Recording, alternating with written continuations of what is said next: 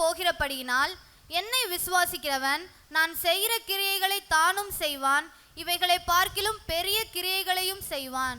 இந்த செய்தியின் தலைப்பின் பெயர் நம்முடைய திறமைகளை வளர்ப்பது எப்படி, நம்முடைய திறமைகளை பெருக்கிக் கொள்வது எப்படி.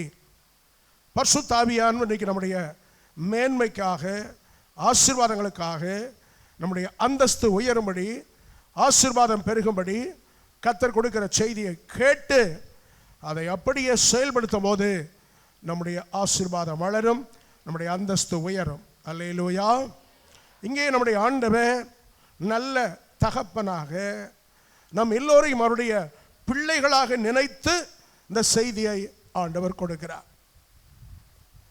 ஒரு நல்ல தகப்பன் தன் பிள்ளைகளை தன்னை விட அந்தஸ்திலும், அறிவிலும், ஆசீர்வாதத்திலும், பெருக்கத்திலும் உயர்ந்திருக்க நல்ல தகப்பன் விரும்புவார். அதை விட நல்ல தகப்பன் நம்முடைய பரம தகப்பன் கர்த்தராகிய இயேசு. அவர் தன்னை விட தன் பிள்ளைகளாகிய நாம் அதிக திறமையுள்ளவர்களாக செயல்பட வேண்டும் என்று கர்த்தர் விரும்புகிறார். அதனால தான் என்னை விசுவாசிக்கிற நான் செய்கிற கிரியைகளை தானும் செய்வார். இந்த அதிகாரம் முழுது நீங்கள் படிச்சீங்கன்னா நம்ம ஆண்டவர் இந்த பூலோகத்தை விட்டுட்டு பரலோகத்துக்கு போகிறதை குறித்து பேசுகிறார். என் பிதாவின் வீட்டில் அநேக வாசஸ்தலங்கள் உண்டு, நான் என் பிதாவிடத்துக்கு போகிறேன் என்று தம்முடைய 12 அப்போஸ்தலரை விட்டுட்டு அவர் பரத்துக்கு போகிறத சொல்றதுனால இந்த 3.5 வருஷமும் நான் கிரியை செய்தேன் என் திறமைகளின்படி, பிதா எனக்கு தந்த திறமையின்படி. இப்போ நான் பிதாவிடத்துக்கு போகிறேன். ஆகவே உங்கள் 12 பேரை விட்டுட்டு போகிறேன், நீங்கள் என்னை போலவும் கிரியை செய்ய வேண்டும், என்னை விட அதிகமாகவும் கிரியை செய்ய வேண்டும் என்று ஆண்டவர் சொல்லுகிறார். நம்முடைய ஆண்டவராய் இயேசு கிறிஸ்து மத்தேயு 25ஆம் அதிகாரம் 15ஆம் வசனத்தில் நீங்கள் வாசித்து பார்த்தீங்கன்னா ஆண்டவர் தம்முடைய பிள்ளைகளை அழைத்து ஒருவனுக்கு 1 தாலந்து கொடுத்தார், இன்னொருவனுக்கு 2 தாலந்து கொடுத்தார், இன்னொருவனுக்கு 5 தாலந்து கொடுத்தார். கொடுத்துட்டு சொல்றாரு, ஏன் ஒருவனுக்கு 1 தாலந்து, அடுத்தவனுக்கு 2 தாலந்து, இன்னொருவனுக்கு 5 தாலந்து? அந்த மத்தேயு 25:15 நல்லா கருத்தா படிச்சீங்கன்னா அவனவன் திறமைக்கு தக்கதாக, அக்கார்டிங் டு ஹிஸ் எபிலிட்டி, அவனவன் திறமைக்கு தக்கதாக தாலந்துகளை கொடுக்கிறார். அக்கார்டிங் டு ஹிஸ் எபிலிட்டி, ஒருவருக்குள்ளே எவ்வளவு திறமை இருக்கிறதோ அதற்கு தக்கவன் தான் தாலந்துகளை தருகிறார். தந்துட்டு சொல்றாரு, நான் ஒருவனுக்கு 1 தாலந்து கொடுத்திருக்கிறேன், இன்னொருவருக்கு 2 தாலந்து கொடுத்திருக்கிறேன், இன்னொருவருக்கு 5 தாலந்து கொடுத்திருக்கிறேன். ஆகவே சபையார் மற்றவர்களை பார்த்து பொறாமைப்படக்கூடாது, மற்றவர்களோடு போட்டிப்படக்கூடாது. எனக்கு என்ன தாலந்து உண்டோ, என்ன திறமை உண்டோ அந்த அளவிலே கிரியை செய்தால் போதுமானது. அந்த அளவில் தான் கர்த்தர் ஆசீர்வதிப்பார். ஆனால் இதில் ஒரு ரகசியம் உண்டு. திறமைகள் நாம் வளர்ப்போமானால் தாலந்துகள் நமக்கு கொடுக்கப்படும். தாலந்துகள் நமக்கு கொடுக்கப்பட்டால் ஆசீர்வாதம், ஐஸ்வர்யம், அந்தஸ்து, மேன்மை பெருகிக்கொண்டே போகும். இது எங்க தொடங்குதுன்னா நமக்குள் இருக்கிற திறமைகளில் அது தொடங்குகிறது. ஆகவே இந்த காலவெளியிலே நம்முடைய திறமை எவ்வளவு கண்டுபிடிச்சு அந்த திறமையை வளர்க்க வேண்டும், பெருக்க வேண்டும். அல்லேலூயா. மெய்யாகவே மெய்யாகவே நான் உங்களுக்கு சொல்கிறேன், என்னை விசுவாசிக்கிற நான் செய்கிற கிரியைகளை தானும் செய்வான், இவைகளை பார்க்கிலும் பெரிய கிரியைகளையும் செய்வான். மார்க் 5ஆம் அதிகாரம் 17ஆம் வசனத்தை வாசித்து பார்த்தீங்கன்னா ஆண்டவராய் இயேசு அப்படி ஊழியம் செய்யிட்டே போறார். ஒரு ஸ்திரீக்கு 12 வருஷம் பிளட் கேன்சர், 12 வருஷம் பிளட் கேன்சர். அதனால அவன் என்ன செய்தான்னா, எப்படியாவது கூட்டத்தை அந்த பக்கம் இந்த பக்கம் இடிச்சு தள்ளிட்டு நான் உள்ள முண்டி போய் அவன் ட்ரெஸ்ஸுடைய ஒரு ஓரத்தையாவது தொட்டுட்டா நான் சுகம் பெற்று விடுவேன் என்று நினைத்து கொண்டு ஜனக்கூட்டத்தை விலக்கி உள்ள வந்தா. அவருடைய வஸ்திரத்தின் ஓரத்தை தொட்டாள். அந்நேரமே, வஸ்திரத்தை தொட்ட அந்நேரமே பிளட் கேன்சர் சுகமடைந்து விட்டது. அல்லேலூயா. இது ஆண்டுடைய கிரியை. இப்போ சொல்றாரு, என்னை போலவும் நீங்கள் கிரியை செய்ய வேண்டும், என்னை விட அதிகமாகவும் கிரியை செய்ய வேண்டும். தோத்திரம் உண்டாட்டும். நீங்க அப்போஸ்தலர் 10ஆம் அதிகாரம் 12ஆம் வசனத்தை வாசித்து பாருங்க. பவுல் அப்போஸ்தலன் உடம்புல இருக்கிற கோட்டு, டையி, கர்ச்சீப்பு, கோட்டு, டையி, கர்ச்சீப்பு இதை எடுத்துட்டு போய் எப்பேற்பட்ட வியாதிக்காரன் மேல போட்டாலும் அந்த வியாதி அவர்களை விட்டு விலகிட்டு, என்னை விட பெரிய கிரியைகளை செய்வாய் என்கிற ஆண்டுடைய தீர்க்கதரிசனம் அப்படியே அவருடைய சீசர்கள் வாழ்க்கையிலே நிறைவேறிற்று. மத்தேயு 8ஆம் அதிகாரம் 15ஆம் வசனத்தை நீங்க வாசித்து பார்த்தீங்கன்னா, இயேசு கிறிஸ்து பேதுருவின் வீட்டுக்கு போனார். அங்கே மாமி ஜுரமாக இருந்தாள். இயேசு அவளை தொட்டார். அவ்வளவுதான், ஜுரம் அவளை விட்டு நீங்கி விட்டது. இயேசு கிறிஸ்து போய் தொட்டார், ஜுரம் நீங்கியது. ஆனா அப்போஸ்தலர் 5ஆம் அதிகாரம் 15ஆம் வசனத்தை வாசித்து பாருங்க. பேதுரு இப்படி தெருவில் நடந்து போறார். அவருடைய நிழலாயிலும் பட்டால் வியாதி குணமடையும் என்று பாயை விரிச்சு படுக்க போட்டாங்க. கட்டிலோட தூக்கி கொண்டு வந்து படுக்க போட்டாங்க.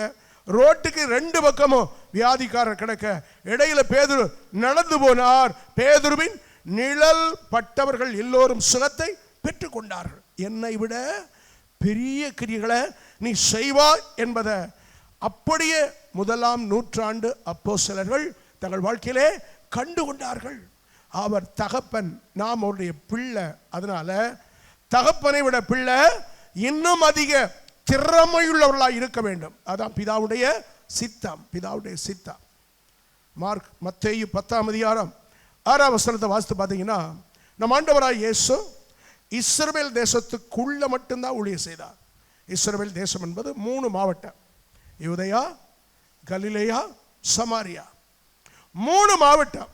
இன்றைய மெட்ராஸ் சிட்டி இருக்கு பாருங்க, அவ்வளவுதான் இஸ்ரவேல் தேசம். இந்த ஒரு குட்டி தேசத்துக்குள்ளதான் சுமார் 100 மைல் சுற்றளவில் நம்முடைய ஆண்டவர் நடந்து ஊழியம் செய்தார். ஆனா அவருடைய அப்போஸ்தலரை பார்த்து சொன்னாரு, மார்க் 16ஆம் அதிகாரம் 15ஆம் வசனத்துல, நீங்கள் இந்த ஒரு தேசத்துக்குள் மட்டுமல்ல உலகம் எங்கும் புறப்பட்டு போங்கள். சொன்னபடியே தோமா இந்தியாவுக்கு வந்தார். 12 அப்போஸ்தலரும் 12 தேசங்கள்ல சிதறி போய் உலகத்தின் கடைசி வரை போனார்கள். ஆகவே எவ்வளவேனும் பொய்யுரையாத ஆண்டவர் அவருடைய பிள்ளைகளை தன்னை விட இன்னும் பெரிய திறமைசாலிகளாய் இருப்பது ஆண்டுடைய சித்தம். கை வைத்து அல்லேலூயா சொல்லுவாங்களா? எத்தனை பேருக்கு தேவன் இயேசு என் தகப்பன் என்று சொல்லுவீர்கள்?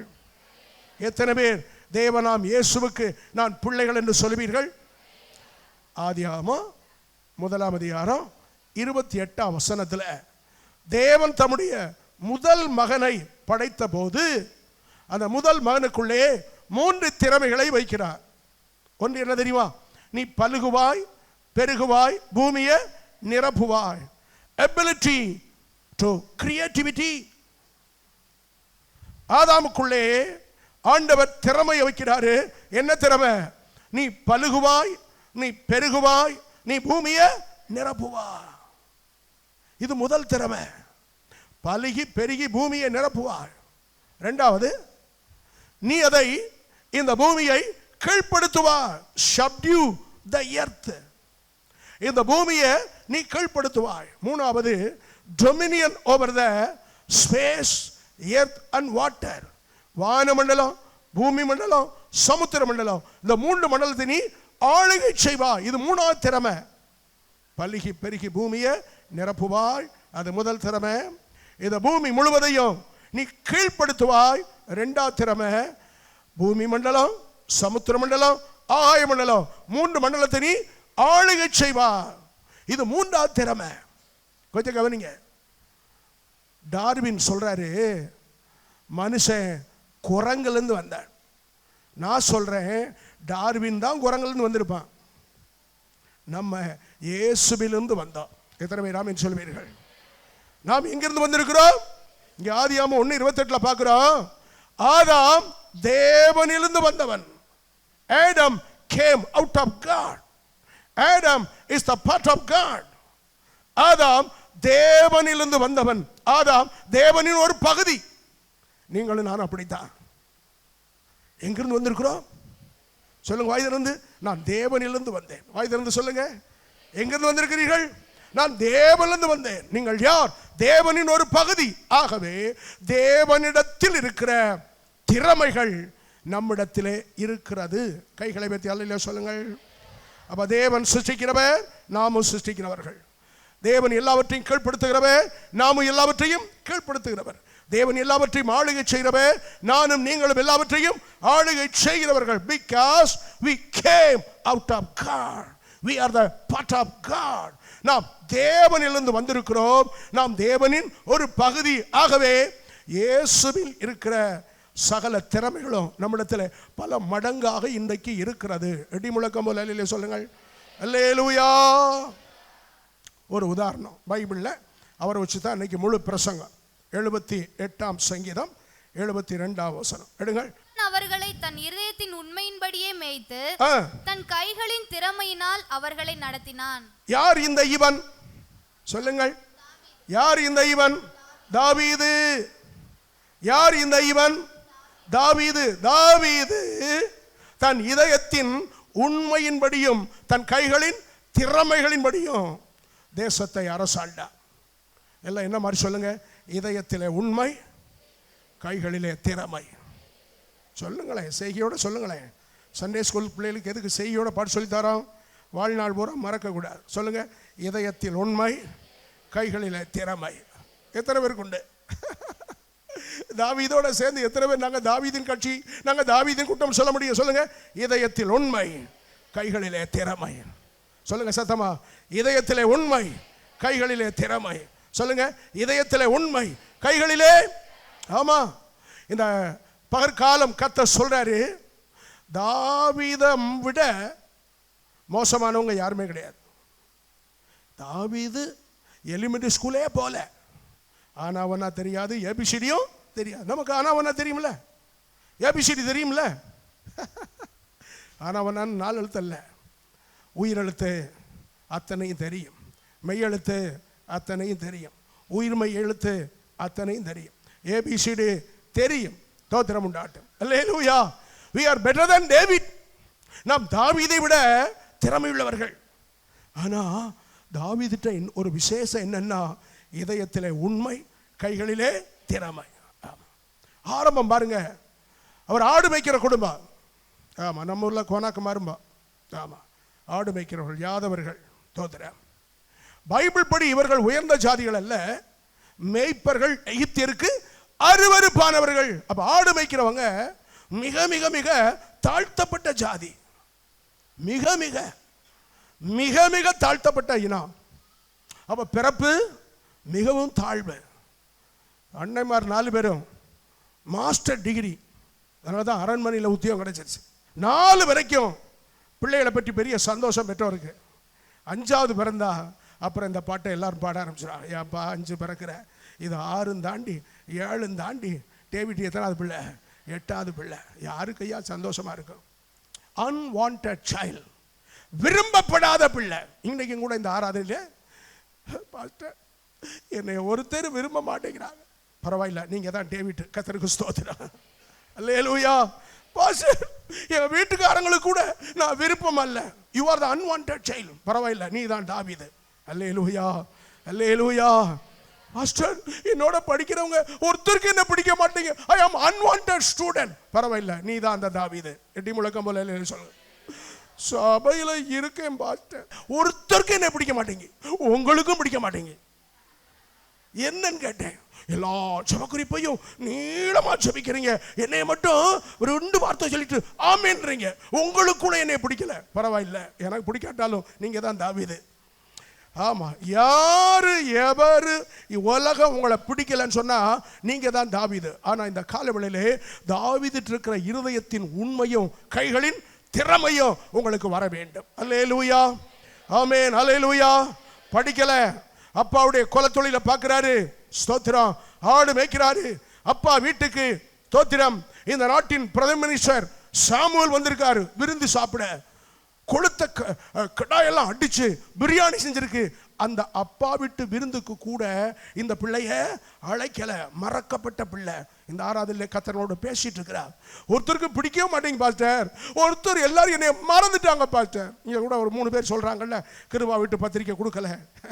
இப்போ பத்திரிக்கை கொடுக்க என்ன செய்யிட்டாங்க, மறந்துட்டாங்களா, அல்லது பத்திரிக்கை காலி ஆயிடுச்சா, அல்லது கொடுத்துக்கிட்டே வரும்போது உங்களை தாண்டி போயிட்டாங்களோ, எப்படியோ உடனே பத்திரிக்கை கிடைக்காதவங்க நான் மறக்கப்பட்டவர்கள், நான் அசட்டை பண்ணப்பட்டவர்கள். பரவாயில்ல, அந்த டேவிட் காட்டில் இருக்கும்போது தன் திறமையை வளர்த்து கொண்டார். கரமிதி அலையில சொல்லுங்கள். ஆகவே அப்பா அம்மா குலம் கோத்திரம் அண்ணன் தம்பி அக்கா தங்கச்சி சமுதாயம் ஜாதி சபை அத்தனையும் விரும்பாட்டாலும் மறந்துட்டாலும் உங்களை கர்த்தர் உயர்த்துவார். நீங்கள் இந்த காலவெளியிலே தாவீது போல திறமையை வளர்க்க வேண்டும். அல்லேலூயா.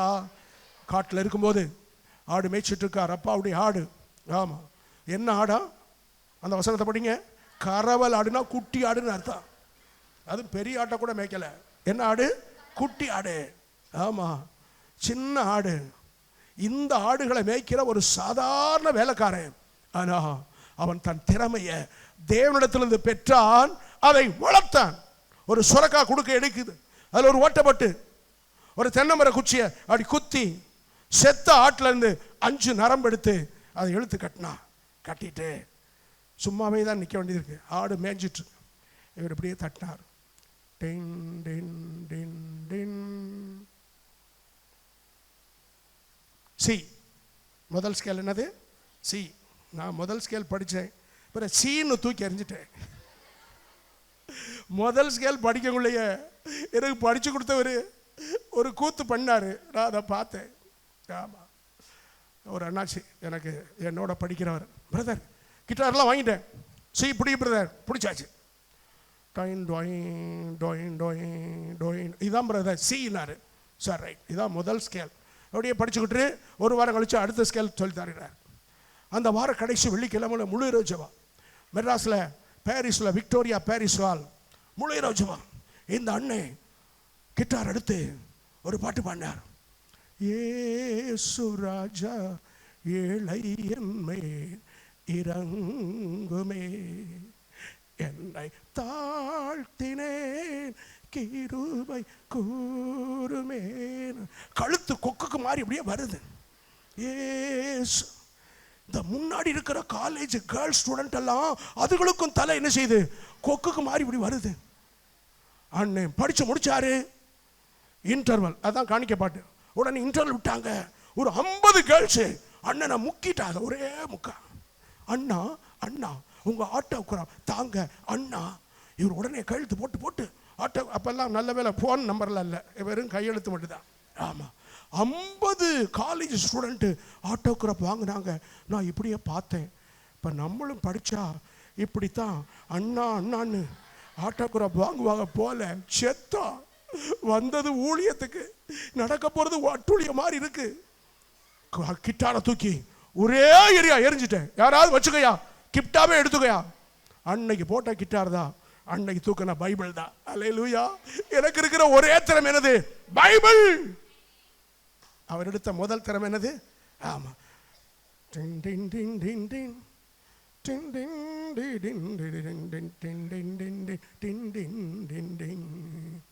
எப்பதான் இப்படியே ட்விண்டிங் அடிக்கிறது? ஒரு வார்த்தையை போட்டார், நடனமாடி ஸ்தோத்தரிப்பேன் நாதா நான் உம்மை தூதி. இந்த 2 திறமை வந்த உடனே ராஜா கூப்பிட்டு விட்டார். இங்க ஒரு ராஜாவுக்கு பைத்தியம் முடிக்கி பேய் வருது, நிம்மதியே இருக்க மாட்டேங்கி தலையை கொண்டு அந்த சோத்துல முட்டுறார், தலையை கொண்டு போய் இந்த சோத்துல முட்டுறார். இவர் போனார், தோத்திரம் உண்டாட்டும். என்றும் ஆனந்தம் என் இயேசு தருகிறார், துதிப்பேன் துதிப்பேன் துதித்துக் கொண்டே இருப்பேன் அப்படின்னார். பாருங்க, சவுலுக்குள்ள இருக்கிற அசுத்தாவி ஓடிச்சு, அவர் சோமடைஞ்சிட்டாரு. தாவீதுக்கு தெரிஞ்சிருச்சு. முதல் திறமை கிட்டார் அடிக்கிற திறமை, 2ஆவது திறமை அந்த இசைக்கேத்த பாடல் பாடுற திறமை, 3ஆவது திறமை இந்த 2ஐ சேர்த்த உடனே பேய் ஓடுது. இது 3ஆவது திறமை. அப்படியே காட்டில் இருந்தாரு, சும்மாவே எப்படி இருக்கிறது. அப்புறம் அப்படியே மீண்டும் மீண்டும் அடிச்சார். புது புது ராகமா வந்துச்சு. கர்த்தருக்கு ஸ்தோத்திரம். எக்காலம் ஓதிடுவோம் எரிகோவை பிதித்திடுவோம், கர்த்தரின் நாமம் உயர்த்து. இது மூணாவது பாட்டு, மூணாவது ராகம். தோத்திரா தோத்திரா. ஒரு ஆடு புல்ல கடிச்சு பாச்சு, கடிக்க முடியல, இப்படியே நிமிர்ந்து பார்த்துக்கிட்டு இருந்துச்சு. ஒரு பாட்டு பாடினார் பாருங்க. டேவிட்ட திரும்பி பாச்சு, டேவிட்டே பாட்டு நல்லா இருக்கு, இன்னும் போடு, நான் கொஞ்சம் புல்ல சாப்பிட்றேன். எல்லா ஆடுகளும் புல்ல ஒழுங்கா சாப்பிட்டு. அங்க ஒரு சசிகலா ஆடுக்கு குழந்தை பிறக்க மாட்டேங்குது. சசிகலா, நம்ம சசிகலா ஆடுக்கு ஒரு குழந்தை தான்.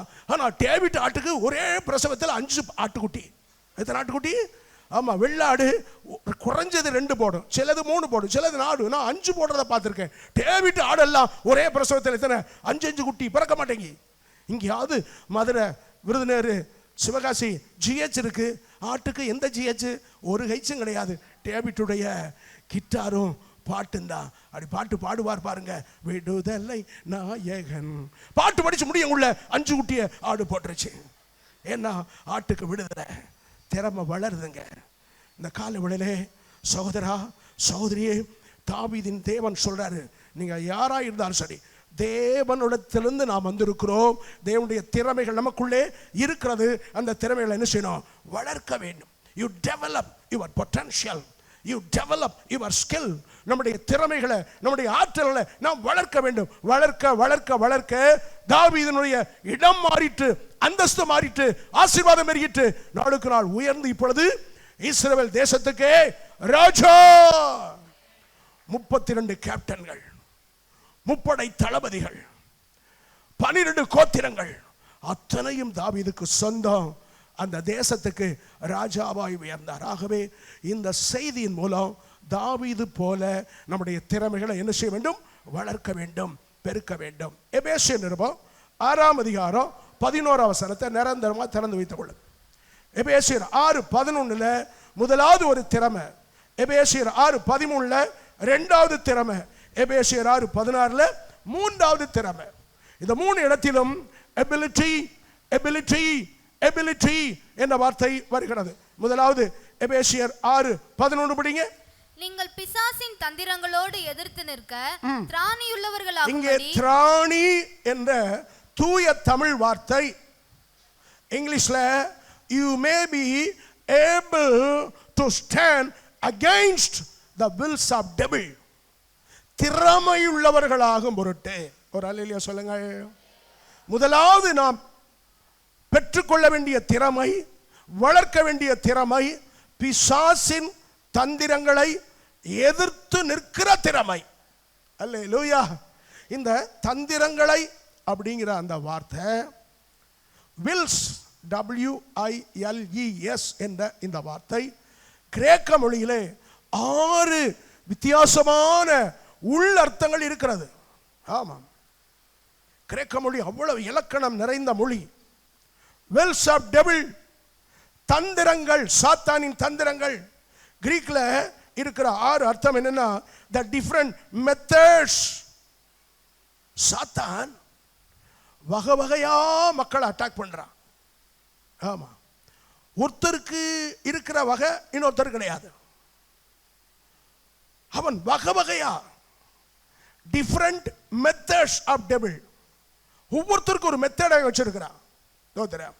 நீங்க பார்த்தீங்கன்னா சமீபத்தில் ஒரு கலெக்டர், காஞ்சிபுரம் கலெக்டர், என்ன மெட்ராஸ் ஊழியத்தில் என்னை பார்க்க வந்தார். செய்தி கொடுக்குற கொஞ்ச நேரத்துக்கு முன்னாடி அந்த ஊருக்கு, திருவள்ளூருக்கு வந்திருக்கிறதா கேள்விப்பட்டு வந்தார். அப்போ எனக்கு சொன்னாங்க, பாஸ்டர் நீங்கள் இருக்கிற ஹோட்டல் ரூமுக்கு காஞ்சிபுரம் கலெக்டர் வராருனாங்க. எதுக்குன்னு கேட்டேன். உங்களை பார்த்து உங்கள்கிட்ட ஜோமண்ணா வரா. கலெக்டரா? என்கிட்ட ஜோமண்ணாவா? ஐயோ அப்பா, நான் ரூம் எல்லாம் ஒரே செட்டப் பண்ணேன், இன்னும் எல்லாம் சரிப்படுத்தினேன். கொஞ்ச நேரத்தில் வந்தார். பிரைஸ் தி லார்ட் பாஸ்டர், நான் உங்களை புத்தக அட்டைப்படலை பார்த்தேன். அப்படியே இருக்கீங்களே பாஸ்டர். உட்காருங்க சார். சார்னு சொல்லாதீங்க, பிரதர்னு சொல்லுங்க. அப்படியா? உட்காருங்க சார். என்னை விட ஒரு 7 வயசு இளையமையானவர். என்ன பேசணும் எனக்கு தெரியல. அவர் சொன்னாரு, உங்க புக்கை நான் வாசித்தேன், ரொம்ப ஆசீர்வாதம் பாஸ்டர். எப்படி இத்தனை புக் எழுதியிருக்கீங்க? எனக்கு புக் எழுதுறது ரொம்ப பிடிக்கும். அதனால நீங்க எழுதி விட்டுருக்கிற அத்தனை புக்கை வாசித்தேன். என்னைக்காவது உங்களை பார்க்க விரும்பினேன். இப்போ பக்கத்துல வந்திருக்கீங்கன்னு ஒன்று நான் உங்களை பார்க்க வந்துட்டேன். சரின்னு ஜோமண்ணா விற்பாடு அவர்கிட்ட நான் கேட்டேன், நீங்கள் எப்படி கலெக்டராக இருந்தவர் ரட்சிக்கப்பட்டீங்க, உங்கள் சாட்சியை சொல்லுங்கள். ஆச்சரியப்பட்டு போனேன். சென்னை பச்சைபாஸ் காலேஜில் நான் பிஏ சேர்ந்தேன். என்னோடு 4-5 நண்பர்கள் சேர்ந்தாங்க. நாங்கள் எங்கள் ரூமில் சீட்டு விளையாடுவோம்னார். என்ன விளையாடுவோம்? எனக்கு ஒன்றும் புரியலை. சீட்டு விளையாடுறதுல ஒரு இன்ட்ரெஸ்டாக இருக்குது. எம்ஜிஆர் படம் பார்த்தா இன்ட்ரெஸ்டாக இருக்குது, சிவாஜி கணேசன் படம் பார்த்தா இன்ட்ரெஸ்டாக இருக்குது.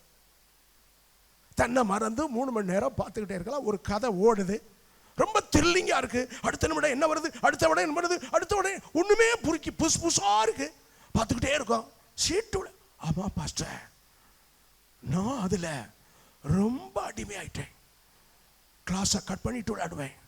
ஒருத்தரும் டீம் கிடைக்கலன்னா நானே எதிர்த்தாப்பில் ஒன்று இருக்கிற மாதிரி நானே போட்டு விளையாடுறேன். நான் ஒரு ஆள் தான், குறைஞ்சது 2 பேர் 3 பேராது வேணும். நானே விளையாடுவேன் ராத்திரி பகலா. பிஏ ஃபஸ்ட் இயரில் நான் தான் காலேஜ் ஃபஸ்ட்டு. செகண்ட் இயரில் பாதிக்கு பின்னாடி போயிட்டேன்.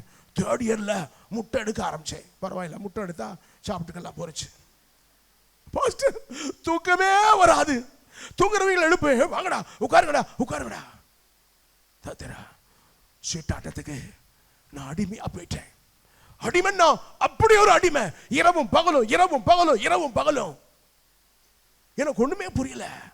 அப்பதான் இந்த வசனம் புரியுது. Methods of Satan. ஒவ்வொருத்தரையும் ஒவ்வொரு மெத்தட்ல அவன் அட்டாக் பண்றான். சிலருக்கு சிலதுல இன்ட்ரெஸ்ட், சிலருக்கு வேற எதுல இன்ட்ரெஸ்ட். இவருக்கு எதுல இன்ட்ரெஸ்ட்? சீட்டு விளையாடு. எப்படி ரட்சிக்கப்பட்டீங்க? என்ன அப்படியே தெருல போயிட்டு இருந்தேன். ஒருத்தர் கைப்பிரதி கொடுத்தார். என்னையா கைப்பிரதி கேட்டேன். நான் ஏன் மார்க்கத்தில் விக்கிரமணத்தில் வைராக்கியமானவன். இயேசு கிறிஸ்துவின் ரத்தம் உன் சகல பாவங்களை நீக்கி உன்னை சுத்திகரிக்கும்னாரு. கோபம் வந்துருச்சு. என்றோ சிந்தின இயேசுவின் ரத்தம் இன்றைக்கு என் பாவத்தை மன்னிக்குமா?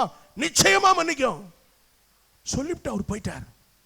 அந்த நிமிடம் வருது, எனக்கு நிம்மதி இல்லை. மறுநாள் லீவு, 5 நாள் எல்லாம் வீட்டுக்கு போனாங்க. நான் வீட்டுக்கு போல. தோத்திரா என் ரூம்பை பூட்டினேன்.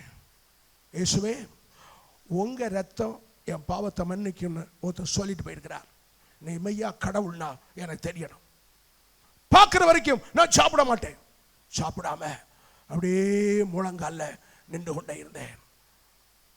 சில மணி நேரத்துக்கு அப்புறம் கண்ணை திறந்தா என் பைபிள் பூரா ரத்தம். ஐயோ, பைபிள் முழுது ரத்தம், சுட்டு தெளிஞ்சிருக்கேன். என்னன்னு பார்த்தேன், கதவு பூட்டி கிடக்கு. வெளி ஓடி போ பார்த்தேன், யாரும் இல்லை. கதவு பூட்டித்தானே இருக்கு. மீண்டும் பூட்டிட்டு ரத்தம் அப்படியே தெளிக்கப்பட்ட பைபிளை பார்த்துட்டு கண்ணை மூடி பயந்துட்டு, ஆண்டவரே இயேசுவே, நீங்க தான் வந்தீங்களா? பைபிள் முழுது ரத்தமா இருக்கேன். கொஞ்ச நேரம் கழிச்சு அசரீரிய சத்தம், பைபிள்ல தெளிக்கப்பட்ட ரத்தம், என்னுடைய ரத்தம், இயேசு கிறிஸ்துவா என்னுடைய ரத்தம். இப்போ உன் பாவம் உன்னை விட்டு போகுது. ஒருவராலும் விடுதலை பெற முடியாத சீட்டாட்டம் இன்னைக்கு உன்னை விட்டு விலகுதுன்னார். என்ன ஆச்சரியம்! அந்த பாவம் என்னை விட்டு போயிட்டு பாஸ்டர். இன்னைக்கு ரட்சிக்கப்பட்டு 27 வருஷங்கள் ஆகிறது.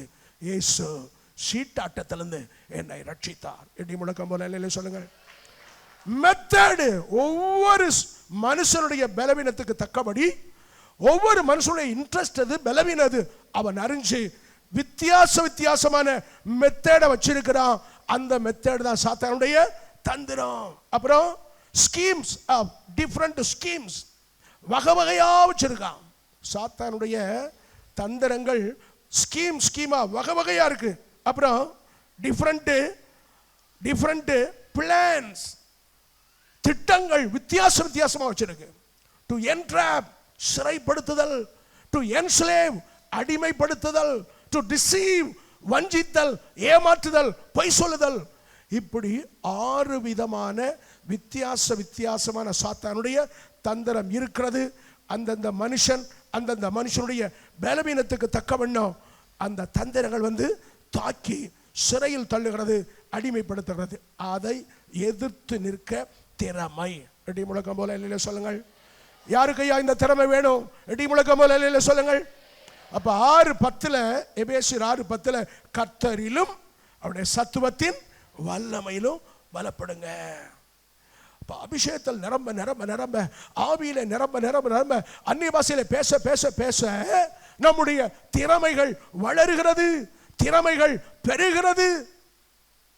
அப்பொழுது மீண்டும் படிங்க, எபேசியர் 6:11, எபேசியர் 6:11 முழுசா படிங்க.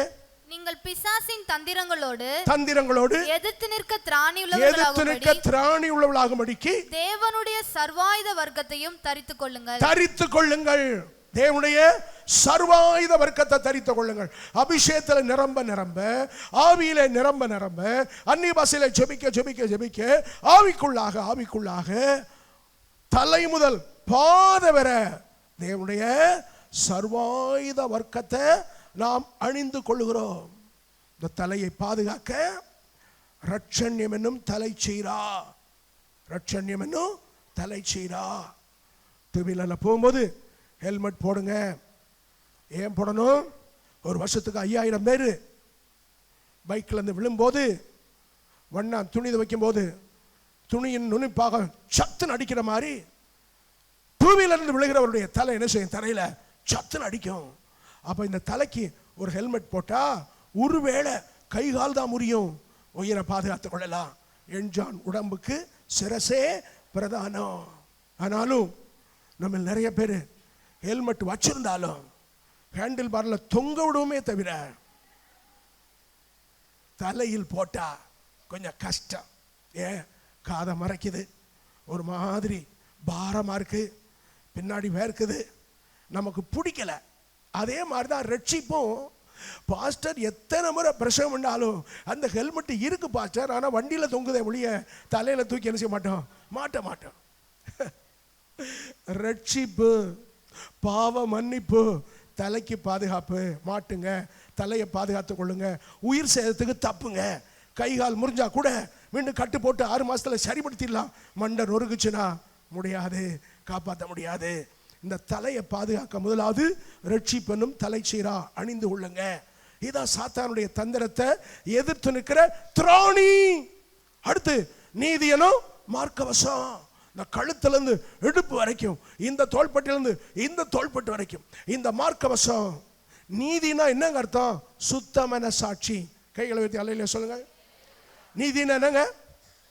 நீதிக்கு விளங்கும்படி சொல்லுகிறேன். நீதி என்பது என்ன? நீதி என்கிற மார்க்கவசம் இதுங்க, சுத்தமான சாட்சி. நான் பரிசுத்தவான், நான் பொய் சொல்லாதவன், நான் களவு செய்யாதவன், நான் யாரையும் இச்சியாதவன், பிறர் பொருளை திருடாதவன், அடுத்த வருஷத்துக்கு ஆசைப்படாதவன். சுத்தமான சாட்சி. அல்லேலூயா. நான் காலையில் எழும்பி ஜெபம் பண்ணினவன், நான் பைபிள் படிக்கிறவன், பாவத்துக்கு விலகினவன். இதுதான் சுத்தமான சாட்சி. சுத்த மனசாட்சி யாருக்கு உண்டோ அவங்க நெஞ்சில ஒரு நல்ல பாதுகாப்பு. சாத்தானுடைய அக்கினி அம்புகள் உள்ள என்ன செய்யாது? புகாது. சுத்த மனசாட்சி. அதான் நீதியனும் மார்க்கவசம். அடுத்து பெல்ட், இடுப்பில் பெல்ட். இது சத்தியம் என்னும் பெல்ட்டை உங்கள் இடுப்பிலே கட்டி கொள்ளுங்கள். அல்லேலூயா, அல்லேலூயா, ஆமென், அல்லேலூயா. பழைய காலத்தில் யுத்தத்துக்கு போற போர் வீரர்கள் வாளை எங்க தொங்கிடுவாங்க? இடுப்பில், அந்த பெல்ட்டில். அது மாதிரி சத்துருவை அடிக்கக்கூடிய சத்தியமாகிய வசனம் தொங்குற இடம் எது? இடுப்பு.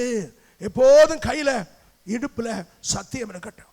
4வது, கால்கள்ல ஷூ மாட்டுங்க, பாதரட்சை மாட்டுங்க. அது என்னது? சுவிசேஷத்திற்குரிய ஆயத்தம் என்னும் பாதரட்சை.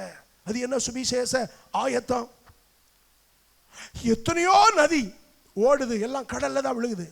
அதுபோல எத்தனையோ மதம் இருக்கு, எல்லாமே பரலோகம் தான் போகுது அப்படின்னு சொல்லுவாங்க. உங்க காதுல நீங்க சொல்லணும், இயேசுவால் அன்றி வேறு ஒருவரால் ரட்சிப்பு இல்லை. நானே வழியும் சத்தியமும் ஜீவனுமா இருக்கிறேன், இந்த வழி அல்லாமல் பரலோகத்துக்கு வேறொரு வழி இல்லை. என்ன எதிர்கேள்வி கேட்டாலும் அதற்கு சரியாய் சொல்லக்கூடிய சுவிசேஷம், அதற்கு ஆயத்தம், ரெடியா இருக்கணும். ஆமா, சர்ச்சு போனா தான் கடவுளை தொழுது கொள்ள முடியுமா? வீட்டில் தொழுது கொள்ள முடியாதா? முடியும். பிதாவை ஆவியோடும் உண்மையோடும் எங்கும் தொழுது கொள்ளலாம். அப்புறம் எதுக்கு சர்ச்சுக்கு? அது ஒரு ஐக்கியம். கரமதி அலையில சொல்லுங்கள், அது ஒரு ஐக்கியம். எல்லா நாளும் வீட்டில் ஜெபம் பண்ற ஆராதிக்கும், வாரத்தில் ஒரு நாள் கூட்டாக ஐக்கியமா ஆராதனைங்க. இயேசுநாதர் சொல்லி இருக்கிறார். ஆகவே நாங்கள் ஆலயத்துக்கு போகிறோம். ஒவ்வொரு பக்கத்தில் கேட்கிற கேள்விக்கும் இந்த சுவிசேஷத்தை எடுத்து சொல்லுகிற ஆயத்தம் அதான் காலுக்கு பாதுகாப்பு. இல்லைன்னா கல்லு முள்ளும் காலில் குத்திரும், உங்க நட தள்ளாடும், சில வேளையில் விழுந்து போண்டிருக்கும். இருக்கும். காலுக்கு பாதுகாப்பு. ஸ்தோத்திரம். சுவிசேஷத்திற்குரிய ஆயத்தம். ஐந்தாவதாக இடது கையிலே போர் வீரன் கேடகம் வச்சிருக்கிறார், அதான் விசுவாசம் என்னும் கேடகம். வலது கையிலே பட்டயம் வைத்திருக்கிறார், அதுதான் தேவவசனமாகிய ஆவியின் பட்டயம். இந்த 6 பட்டயம் இருந்தாலும் வீரன் தூங்கிட்டான்னா எதிரி போட்டு தள்ளிடுவான். அதனால விழித்திருந்து ஜெபம் பண்ணுவது 7வது ஆயுதம். இடி முழக்கம் போல சொல்லுங்கள். ஆகவே 14 முதல் 17 வரை இந்த 7 ஆயுதங்கள் இருக்கே, அதை எடுத்துக்கொள்ளுங்கள். சர்வாயுத வர்க்கத்தை எடுத்துக்கொள்ளுங்கள், தரித்துக் கொள்ளுங்கள். எப்படி? கர்த்தரிலும் அவருடைய சத்துவத்தின் வல்லமையிலும் பலப்படுங்க. ஆகவே திறமையை வளர்ப்பது எப்படி? ஆவியிலே நிரம்பி ஜெபம் பண்ண கண்ணை மூடி அந்நிய பாஷையிலே ஜெபிக்க முதலாவது உங்கள் திறமை வளரும். அதனாலே முதலாவது சாத்தானுடைய தந்திரங்களை நீங்கள் எதிர்த்து நிற்பீர்கள். இடி முழக்கம் போல சொல்வோம். இரண்டாவதாக 6ஆம் அதிகாரம் 13ஆம் வசனப்படி, ஆகையால் தீங்கு நாளிலே அவைகளை நீங்கள் எதிர்க்கவும் சகலத்தையும் செய்து முடித்தவர்களாய் நிற்கவும் திராணியுள்ளவர்களாகும்படிக்கு தேவனுடைய சர்வாயுத வர்க்கத்தையும் எடுத்துக்கொள்ளுங்கள். சகலத்தையும் செய்து முடிக்கிற திராணி. ரொம்ப தூய தமிழ், இலக்கிய தமிழ். இங்கிலீஷ்ல சகலத்தையும் செய்து முடிக்கிற திறமை. இன்னும் சற்று விளங்கும்படி சொன்னா, தேவன் நமக்கு வைத்திருக்கிற ஆசீர்வாதங்கள் அத்தனையும் சுதந்தரிக்கிற திறமை. ability to inherit all the blessing. ஸ்தோத்திரம். விளங்கிக் கொள்ளுங்க.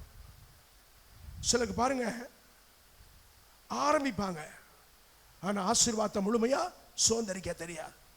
எல்லாம் கவனிங்க. மோசே கானான் தேசத்துக்கு புறப்பட்டு வந்தார். ஆனா கானான் தேசம் துவக்க வரைக்கும் வந்தார். அதுக்கப்புறம் தேசத்துக்குள்ள போக முடியல, மரித்து போனார். இவர் கெஞ்சிறார், ஆண்டவரே இந்த 40 வருஷமும் நான் சுதந்தரிப்பேன், நான் காண்பேன், பாலும் தேனோட தேசத்தை அனுபவிப்பேன் வந்தேனே, அந்த தேசத்துல கால் வைக்க எனக்கு உதவி செய்யுங்கப்பா. போதும், நிறுத்து, நீ அதில் பிரவேசிப்பது இல்லை. மோசே தன் வாழ்நாள் முழுதும் சுத்தி வந்தாரே ஒழிய யோசுவாவை போல சுதந்தரிக்க முடியல. இந்த காலை ஆராதனை கர்த்தரோட பேசுறாரு. நிறைய பேர் சுத்தி வர்றமே ஒழிய ஆசீர்வாதத்தை சுதந்தரிக்க முடியாம திணறுகிறோம். அதுக்கு தான் இந்த 2வது வல்லமை. இந்த 2வது வல்லமை சுதந்தரிக்கிற வல்லமை. வாய் திறந்து சொல்லுங்கள், சொல்லுங்கள். வாய் திறந்து சுதந்தரிக்கிற வல்லமை. வாய் திறந்து சொல்லுங்க. உங்க உள்ளத்துல பல விருப்பம் இருக்கு, பல ஆசை இருக்கு, பல திட்டங்கள் இருக்கு, பல யோசனை இருக்கு, சில தரிசனம் இருக்கு, சில லக்கு இருக்கு. ஆனா அவைகளை அடைந்து கொள்ளுதல், அதுதான் சுதந்தரிக்கிற வல்லமை. சுதந்தரிக்கிற வல்லமை. யோசுவா பாருங்க, நீ உன் பிதாக்களுக்கு ஆணையிட்ட தேசத்தை சுதந்தரிப்பாய், சீட்டு போட்டு பங்கு போட்டு கொடுப்பாய். நாம் சுற்றி வருகிறவர்கள் அல்ல, சுதந்தரிக்கிற கர்த்தருடைய பிள்ளைகள். இடி முழக்கம் சொல்லுங்க. இவ்விதம் திறமையை வளர்க்கும் போது 2வது திறமை வளர்கிறது, சுதந்தரிக்கிற வல்லமை. சுதந்தரிக்கிற வல்லமை. ability to inherit all the blessing. கர்த்தரோட பேசிட்டு இருக்கிறார். ஒரு கண்களுக்கு முன்னால் இருக்கிற திட்டங்கள், தரிசனங்கள், இலக்குகள் அத்தனையும் சுதந்தரிக்கிற திறமை. அந்த திறமைக்கு நேராக இன்றைக்கு நாம் பெருக வேண்டும். எப்படி பெருக்குவது? இந்த 2வது திறமையை எப்படி பெற்றுக்கொள்வது? 2வது திறமையை எப்படி பெருக்குவது? சங்கீதம் 60:4 படி. சத்தியத்தின் நிமித்தம் ஏற்றும்படியாக உமக்கு பயந்து நடக்கிறவர்களுக்கு ஒரு கொடியை கொடுத்தீர். இது தாவீதின் சங்கீதம். தாவீது ராஜாவாக வாக்குத்தத்தம் பண்ணப்பட்டார், அபிஷேகம் பண்ணப்பட்டார், வனாந்தரத்தில் இருக்கிறார், 14 வருஷம் காத்திருக்கிறார். கானான் தேசத்தை அவர் சுதந்தரிக்க வேண்டும். ஆமா, அதான் சுதந்தரிக்கிற திறமை. சுதந்தரிக்கிற திறமை. எப்படி அவர் சுதந்தரித்தார்? இங்க பாருங்க, அந்த தேசம் முழுவதையும் சுதந்தரித்து பக்கத்தில் இருக்கிற 3 தேசங்களையும் தாவீது பெற்றுக்கொண்டார். படிங்க அந்த 60ஆம் சங்கீதத்தில் 6ஆம் வசனத்தில் சீகேமை பங்கிட்டு, சீகேம் எது? கானான் தேசத்தின் கிழக்கு எல்லை. சுக்கோத்தின் பள்ளத்தாக்கை அளந்து கொள்வேன், கானான் தேசத்தின் மேற்கு எல்லை. கீலேயாத் என்னுடையது, வடக்கு பக்கம். மனாசே என்னுடையது, தெற்கு பக்கம். எப்பிராயிமும் யூதாவும் கானான் தேசத்தின் நடுப்பகுதி. கானான் தேசத்துடைய கிழக்கு எல்ல, மேற்கு எல்ல, வடக்கு எல்ல, தெற்கு எல்ல, நடுவில் இருக்கிற எல்ல, மொத்த தேசமும் தாவீது சொந்தமாக்கினார். அடுத்து ஒரு 3 பேர் பாருங்க. 8ஆம் வசனம். மோவாப் என் பாத பாத்திரம், ஏதோமின் மேல் என் பாதரட்சைய எரிந்து விடுவேன், பெலிஸ்தியாவே என் நிமித்தம் ஆர்ப்பரித்துக்கொள். தோத்திரம் தோத்திரம். அடுத்த வசனம். அரணான பட்டணத்துக்குள் என்னை நடத்தி கொண்டு போகிறவர் யார்? ஏதோ மட்டும் எனக்கு வழிகாட்டுகிறவர் யார்? எனக்கு தேவன் சொன்ன என் தேசத்தை நான் சொந்தமாக்கிட்டேன். ஆனா பக்கத்துல ஒரு 3 தேசம் இருக்கு. என்னென்ன தேசம்? மோவாப், ஏதோம், பெலிஸ்தியா. எத்தனை பேர் மகிழ்ச்சியா இருக்கிறீங்க? கை வைத்து சொல்லுங்க. என்னுடைய ஆசீர்வாதத்தையும் நான் சுதந்திரிப்பேன், பக்கத்தில் இருக்கிற ஆசீர்வாதத்தையும் நான் சுதந்திரிப்பேன். நான் வேண்டிக் கொள்கிறதற்கும் நினைக்கிறதற்கும் மிகவும் அதிகமாய் கொடுக்கிற கர்த்தர். நம்முடைய ஆசீர்வாதத்தையும் நம்ம சுதந்திரிக்கணும், அதற்கு வெளியில் இருக்கிற பக்கத்து தேசத்தையும் நாம் சுதந்திரிக்கணும். எத்தனை பேர் விசுவாசிக்கிறீர்கள்? எத்தனை பேர் விசுவாசிக்கிறீர்கள்? எத்தனை பேர் தியானிக்கிறீர்கள்? சொல்லுங்க. எனக்குரிய தேசத்தையும் நான் சுதந்திரிப்பேன், என் பக்கத்தில் இருக்கிற தேசங்களையும் எனக்கு சொந்தமாக்குவேன். அல்லேலூயா, ஆமென். மோவாப், அப்புறம் ஏதோம், பெலிஸ்தியா.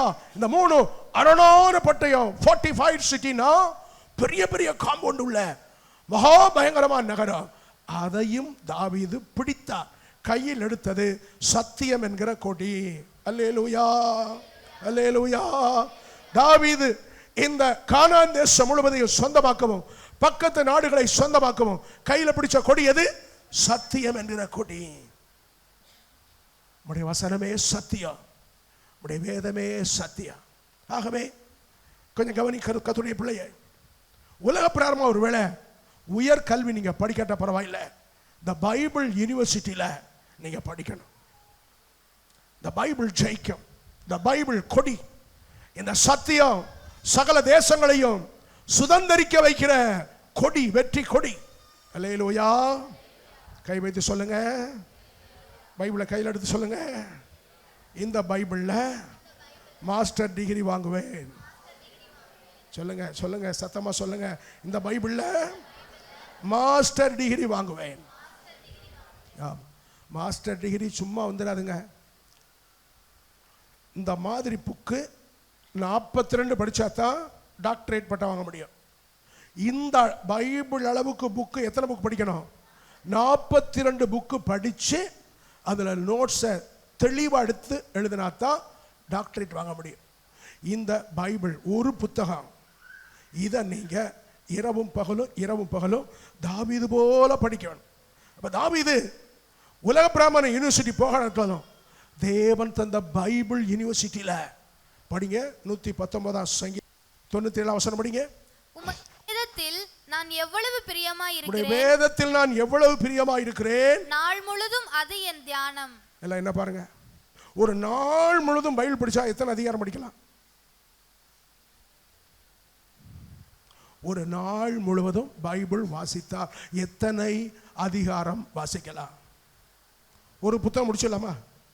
மத்தேயு முடிச்சிடலாமா? 28 அதிகாரம் முடிச்சிடலாம். அப்படியானா முழு பைபிள் வாசிக்க 66 நாள் போதும். 66 நாளில் முழு பைபிள் வாசிடலாம்.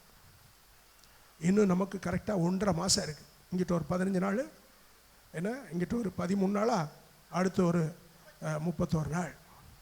இந்த பைபிளை ஒரு வருஷத்துக்கு ஒரு முறை வாசிக்காதவங்க எல்லா வேலையும் ஒதுக்கிட்டு பைபிளை மட்டும் படிங்க. இதுதான் சத்தியம். இது உங்க கையில வரும்போது சுதந்திரிக்க வேண்டிய தேசங்களை சுதந்திரிக்கிற திறமையை உங்களுக்குள்ளே கொண்டு வரும். ஒரு இடி முழக்கம் போல சொல்லுங்க. நாள் முழுவதும் அது என் தியானம். 1 சங்கீதம் 2 வசனத்துல கர்த்தருடைய வேதத்தில் பிரியமாயிருந்து இரவும் பகலும் உடைய வேதத்தின் மேல் தியானமா இருக்கிற மனுஷன் பாக்கியவா. 119 சங்கீதம் 113 வசனத்துல வீண் சிந்தனைகளை வெறுத்து உடைய வேதத்தின் மேல் நான் பிரியமாயிருக்கிறேன். 119 சங்கீதம் 148 வசனத்துல உமது வேதத்தை தியானிக்கும்படி குறித்த ஜாமங்களுக்கு முன்னே என் கண்கள் விழித்துக் கொள்ளும். ஒரு தூக்கம் தூங்கி இடையில எழும்பி அப்புறம் தூங்காம லைட்டை போட்டு பைபிளை திறந்து வாசிக்க வாசிக்க வாசிக்க வாசிக்க வாசிக்க வாசிக்க வாசிக்க அது சத்தியமாக உங்களுக்குள்ளே நிரம்பி சத்தியத்தின் கொடியை பிடிப்பீங்க. உங்க தேசங்களையும் சொந்தமாக்குவீங்க, பக்கத்தில் இருக்கிற தேசங்களையும் சொந்தமாக்குவீங்க. கை வைத்து சொல்லுங்க, என் தேசத்தையும் என் ஆசீர்வாதத்தை நான் சுதந்திரிப்பேன். 3 வருஷம் பக்கத்தில் இருக்கிற 3 ஆசீர்வாதங்களை நான் சுதந்திரிப்பேன். அப்படியே டல் வேல்யூம் குறையுது பத்திங்களா, பேட்டரி குறைஞ்ச மாதிரி. பாஸ்டர் இன்னைக்கு ஒரு 10,000 ரூபா கொடுக்க சொல்லுங்க, அது போதும். உன் விசுவாசமுடைய உனக்கு கிடவது 10,000 தந்தேன், கிறிஸ்துமஸும் நியூ கொண்டாடு. தேவன் சொல்றாரு, தேசம் முழுவதையும் கேள், பக்கத்து நாடு 3 நாடையும் கேள். உங்க விசுவாசம் விசாலம் அடையும் போது திறமை அதுக்கு தக்கபடி விசாலம் அடையும். கரங்களை வைத்து அல்லேலூயா சொல்லுங்கள், கை வைத்து சொல்லுங்க, என்னுடைய ஆசீர்வாதத்தை நான் சுதந்திரிப்பேன், பக்கத்தில் இருக்கிற 3 தேசங்களையும் நான் சொந்தமாக்குவேன். எது தந்திரமா மந்திரமா? நோ, சத்தியம் என்கிற கொடியை பிடிச்சுக்கிட்டு போங்க. இப்படி 119 சங்கீதம் 11 வசனம் வந்துட்டீங்கன்னா, உமக்கு விரோதமாய் பாவம் செய்யாதபடிக்கு மது வாக்கை என் இருதயத்திலே வைத்து வைத்து. இத்தனை பயிற்சி பண்ணீங்கன்னா பைபிள் முழுதும் மனப்பாடம் ஆயிரும். மனப்பாடம் ஆயிரும். பைபிள் முழுவதும் மனப்பாடம் ஆயிரும். மனப்பாடம் ஆயிரும். மனப்பாடம் ஆயிரும். ஆகவே பிரதர், உங்களை நான் உற்சாகப்படுத்துறேன். உலக பிராரமா நான் படிக்க முடியலையே பாஸ்டர், பரவாயில்லை, இந்த பைபிளை படிங்க. அல்லேலூயா. உலக பிராரமா நான் டிகிரி வாங்கலையே, பரவாயில்லை, இந்த பைபிள்ல டிகிரி வாங்க. அல்லேலூயா. ஆமா, நான் கொஞ்சம் திரும்பி பார்க்கிறேன் கடந்த காலங்களை. அதை என் பிள்ளைகளுக்கு சொல்லியிருக்கிறேன், பேர பிள்ளைகளுக்கு சொல்லியிருக்கிறேன். நல்லா எனக்கு ஞாபகம் இருக்கிறது. 6th இருந்து தான் படிப்புனா என்ன, படிப்பினுடைய அவசியம் என்ன எனக்கு தெரிஞ்சது. படிக்க ஆசை உண்டு, வாஞ்சை உண்டு.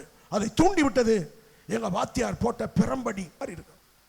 ஆனா என் உள்ளம் உரைக்கும், டீச்சர் நம்மளை அடிக்கிறாங்களே, எல்லாரும் பார்த்து சிரிக்கிறாங்களே. ஆமா. அப்புறம் டீச்சருக்கு தண்ணி எடுத்து கொடுக்க போவேன், விறகு வெட்டி கொடுக்க போவேன். ரொம்ப அன்பா டீச்சர் ஹெட் மாஸ்டர், டேய் ஜான்ரா நல்லா படுறா, என்னை மாதிரி நீ ஹெட் மாஸ்டர் ஆகணும்டா, இவங்கள மாதிரி டீச்சர் ஆகணும்டா. ஆட்டு சார், ஆட்டு சார், படிடா படிடா படிடா, படிச்சுக்கிட்டே இருடா, நீ வந்துருவடா அப்படிவாங்க. அந்த ஊக்கம் பாருங்க. எந்நேரமும் எந்த மாணவர்களோடு சேர மாட்டேன். பீடி, சிகரெட்டு, அப்புறம் லவ் லெட்டரு, கேலி கிண்டல் பரியாசம், எந்த கூட்டத்தோடையும் சேர மாட்டேன். தமிழில் நல்ல மார்க் எடுக்கணுமா, கோனார் தமிழுரை. இங்கிலீஷில் நல்ல மார்க் எடுக்கணுமா, பாப்புலர் கைடு. மற்ற பாடங்கள் எல்லாம் எடுக்கணுமா, மாஸ்டர் கைடு. 10 வருஷம் கொஸ்டின் பேப்பர், அதுக்கான ஆன்சர் எல்லாம் பைண்டிங் பண்ணி கொடுப்பாங்க. ராத்திரி பாலா ராத்திரி பாலா ராத்திரி பாலா ராத்திரி பாலா நடந்துக்கிட்டே படிப்பேன், உட்காந்துக்கிட்டே படிப்பேன், படுத்துக்கிட்டே படிப்பேன், மரத்து மேலே உட்காந்துக்கிட்டு படிப்பேன், குதிரைவெளி தோட்டத்துக்கு நடுவில் உட்காந்து படிப்பேன், அத்தி மரத்து மேலே உட்காந்து படிப்பேன், இச்சி மரத்து மேலே உட்காந்து படிப்பேன், வேப்ப மரத்து மேலே உட்காந்து படிப்பேன், புங்க மரத்துக்கு கீழே உட்காந்து படிப்பேன், துவர செடிக்கு அடியில் உட்காந்து படிப்பேன். படிப்பு படிப்பு படிப்பு. ஆண்டவர் பார்த்தார், வாடா நீ பைபிளை படிடான்னார். இன்றைக்கும் அதே மாதிரி இந்த வயசுலையும். ஆமாம், இப்போ நான் சேலஞ்ச் பண்ணுறேன், என்னை எந்த யூனிவர்சிட்டியில் கொண்டு விடுங்க, அங்கே நான் ஃபஸ்ட் ரேங்க் எடுப்பேன். என்ன ஒருத்தர் அல்லையில சொல்ல மாட்டேங்குது. இப்போ என்னை கொண்டு போய் அமெரிக்கன் காலேஜிலோ அல்லது மெடிக்கல் காலேஜில் சேருங்க, நான் தான் ஃபஸ்ட்டு வருவேன். அந்த வாஞ்சை விருப்பமெல்லாம் இந்த பைபிள் மேலே. அல்லேலூயா. ஆகவே என்னையா சீக்கிரட்டு, சத்தியம் என்கிற கொடியை எடுத்தவங்க ஜெயிச்சுக்கிட்டே போவாங்க. வெற்றி பெற்றுக்கிட்டே போவாங்க. தங்கள் ஆசீர்வாதத்தையும் சுதந்திரிப்பாங்க, பக்கத்தில் இருக்கிற நாட்டையும் பிடிப்பாங்க. இடி முழக்கம் போல இல்லையில சொல்லுங்கள். இந்த ரெண்டாவது நீங்க சுதந்திரிக்கிற திறமை எதுனா பைபிள். ஆமா, சாத்தானுடைய தந்திரங்களை எதிர்த்து நிற்கிற திறமை எப்படி? அபிஷேகத்தை வளர்ப்பது, ஆவியிலே நிரம்புவது, பக்கத்து பட்டணங்களையும் உங்க பட்டணங்களையும் சொந்தரிப்பது, சொந்தமாக்குவது எப்படி? சத்தியத்தை பயன்படுத்துங்க, வசனத்தை பயன்படுத்துங்க. மூணாவதாக சொல்லி உங்களுக்கு ஜெபிக்க போகிறேன். எபேசியர் 6:16. பொல்லாங்கன் எய்யும் அக்கினி ஆஸ்திரங்களை எல்லாம் அவித்து போடத்தக்கதாய் எல்லாவற்றிற்கும் மேலாக விசுவாசம் என்னும் கேடகத்தை பிடித்து கொண்டவர்களாயும் நில்லுங்கள். இதுல திறமை என்ற வார்த்தை இல்லை, ஆனா இங்கிலீஷ்ல கிரீக்ல இருக்கு. You may be able to quench the fiery darts of Satan. சாத்தான் போடுகிற அக்கினி அம்புகளை அணைத்து போடக்கூடிய திறமை, அதான் மூணாவது திறமை. இல்லை கவனிங்க, இப்படி பட்டணங்களை சுதந்தரித்து தேசங்களை பிடிச்ச தாவீதுக்கு எதிராக சாத்தான் அக்கினி அம்புகளை போட ஆரம்பிச்சான். அப்சலோம் என்கிற மகன் மூலம் போட்டான். அவனுக்கு ஆலோசனைக்காரனா ஒரு அகித்தோப்பேல். அகித்தோப்பேல் என்ற பெயருக்கு மை ஃப்ரெண்ட் இஸ் ஃபூல். கவனி சகோதரா, நம்ம நண்பர்கள் தான், ஆனால் நம்மளை யாராக்குவான்? முட்டாள்னு நினைப்பான். ரொம்ப பயங்கரமாக இருக்கு இந்த பைபிள் படிக்கும்போது. நம்முடைய நண்பர்கள் தான், நம்மோடு கூட இருக்கிறவர்கள் தான். நீங்கள் 55 சங்கீதத்தில் ஒரு வசனம் படிக்க பார்க்கலாம். இந்த அகித்தோப்பேலை குறித்து தாவீது எப்படி சொல்லுகிறார்? 55 சங்கீதம். ஆமாம், நம்மளை முட்டாளாக்குறவங்க யாரு? 55 சங்கீதம் 12. என்னை நிந்தித்தவன் சத்துரு அல்ல, என்னை நிந்தித்தவன் சத்துரு அல்ல. அப்படி இருந்தால் நான் சகித்திருப்பேன். எனக்கு விரோதமாய் பெருமை பாராட்டினவன் என் பகைஞன் அல்ல, அப்படி இருந்தால் அவனுக்கு மறைந்திருப்பேன். படிங்க. எனக்கு சமமான மனுஷன் என் வழிகாட்டி என் தோழனுமாகிய நீயே அவன். நாம் ஒருமித்து இன்பமான ஆலோசனை பண்ணி கூட்டத்தோட தேவாலயத்துக்கு போனோமே. அப்போ தாவீதோடு கூட இருந்த நண்பன், கூட உட்கார்ந்து சாப்பிட்ட நண்பன், ஈக்குவலான நண்பன், பேசிக்கிட்டே சர்ச்சுக்கு போனாங்க வந்தாங்க. இவருடைய ஆலோசனையெல்லாம் தாவீது கேட்டார். அப்படிப்பட்ட நீ எனக்கு எதிராக அக்கினி அம்ப போடுறைய இந்த ஆளை சாத்தான் பயன்படுத்தினார். இந்த அகித்தோப்பேல, இந்த அப்சலோமை தாவீதுக்கு எதிராக பயன்படுத்தினார். இந்த அக்கினி அம்ப அணைத்து விட விசுவாசம் என்னும் கேடகத்தை எடுங்கள். இடி முழக்கம் போல இல்லையில சொல்வோம். அதே 55 22 சங்கீதம். கர்த்தர் மேல் உன் பாரத்தை வைத்து விடு, அவர் உன்னை ஆதரிப்பார், நீதிமான ஒரு போதும் தள்ளாட. இந்த விசுவாசத்தை, விசுவாச வார்த்தையை எல்லாம் வாய் தந்து சொல்லுங்க. கர்த்தர் மேல் உன் பாரத்தை வைத்து விடு, அவர் உன்னை ஆதரிப்பார், நீதிமானா என்ன ஒருபோதும் தள்ளாட விடமாட்டார். கொஞ்சம் கவனிங்க. விசுவாசத்தை பற்றி ஒரு வசனத்தை வாசித்துட்டு நம்ம ஜெபம் பண்ண போறோம். லூக்கா 17:5-6. அப்பொழுது அப்போஸ்தலர் கர்த்தரை நோக்கி எங்கள் விசுவாசத்தை வர்த்திக்க பண்ண வேண்டும் என்றார்கள்.